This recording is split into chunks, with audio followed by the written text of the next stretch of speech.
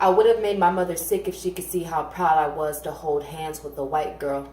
How my backbone stood so tall and erect when we walked, hands clasped, through whites-only areas. Anglo pavements where 17-year-old me tucked kinky hair underneath baseball caps and oversized black hoodies, a place where I learned to negate my blackness. As if I could be read as anything other than that in their eyes. And since white blonde girls were my unsung reflections and mirrors, I figured being loved by one would at least get me closer to the whiteness never written in my own skin. On the first night, she introduced me to her father. Daddy, this is my girlfriend. His blue eyes bugged wide, flashing words that read whites only. Segregation split his mouth wide open, and I could hear the Jim Crow in his baritone as he cleared the buildup in the back of his throat.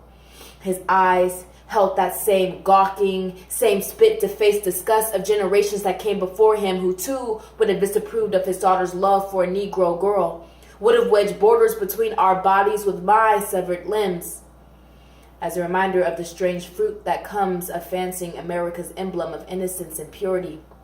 And I watched his daughter, my partner, scurry to pick up his disapproval off the ground as she lists off reasons as to why I wasn't like all the other black kids they must have talked about during family dinners. Daddy, she writes poetry, and she dances. She may even show you some of her moves. This would be the first time I recognized this body to not be body at all. To be flesh, to be object, a product, a package, a marionette dangling upon her finger, showing me off to her daddy as if my blackness needed an explanation, an asterisk that read, whites friendly, special, talented, not a thug, trained, acceptable to bring around during Christmas time, that non-threatening kind of blackness, and it was like nothing. The rhetoric of 1865 insidiously familiar to her own tongue, so suddenly her voice broke from the sound of suburban blonde to auction block auctioneer.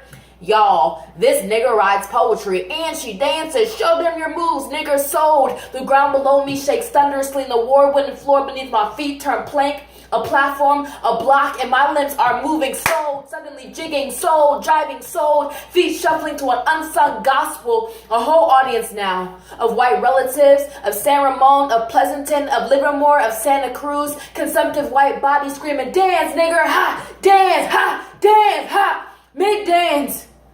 My shirt flies upwards, exposing the sort of ripe, ready breast bearing the sweetest milk they ever longed for. Sold.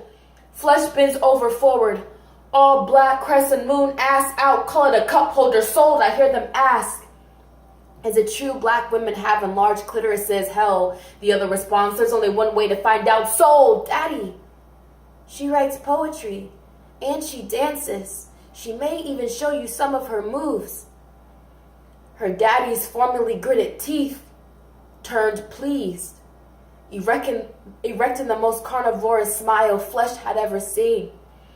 It would be years later till I ever stopped dancing, because to be a black girl displaced in the suburbs is to want nothing more than to disappear. And my God, those white folks had such a way of making me feel like I was the most exceptional, jigaboo dancing, special black girl they ever did see.